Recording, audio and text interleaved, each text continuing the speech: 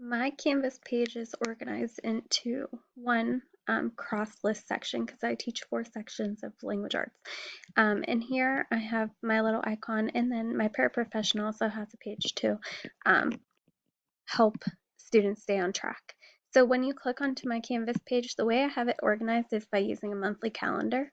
As you can see, the dates will link to the assignments, and then there is important information on the bottom of when tests or large assignments are coming and or are due.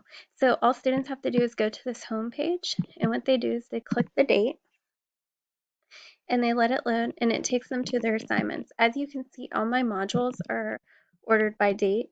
They always start with their warm up, and then their assignments go into sequential order. Then you can tell, like for homework, it says homework or HW.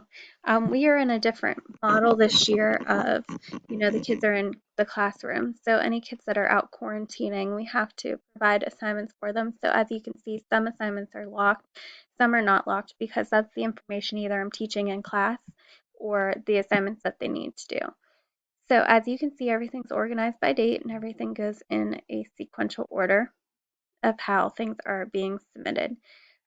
Just to give you an idea, so Thursday 2, that's a warm up. As you can see, it is using the student annotation. So students actually, whenever it loads, go onto the assignments and they can complete those using those annotations.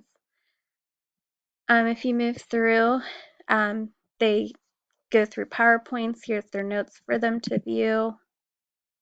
They can practice different types of figurative language, then they're going to take their notes so it's embedded and linked for students in their viewing. And then it gives them their assignment here also on Canvas as an external tool where they can view that. So I like how in my modules everything's labeled clearly, so they know their notes, which are their notes, what it is their brainstorm. The only thing I think I need to do better to help make mine more clear is I need to label like you guys do, like 3.1, 3.2. That way it kind of keeps on track. However, my curriculum is handmade by me, so I don't go by a textbook or anything. So this is how I do it for my classroom, and the students are very familiar with doing all this type of learning. So as you can see, they can go to their skill of the week. It's a Nearpod.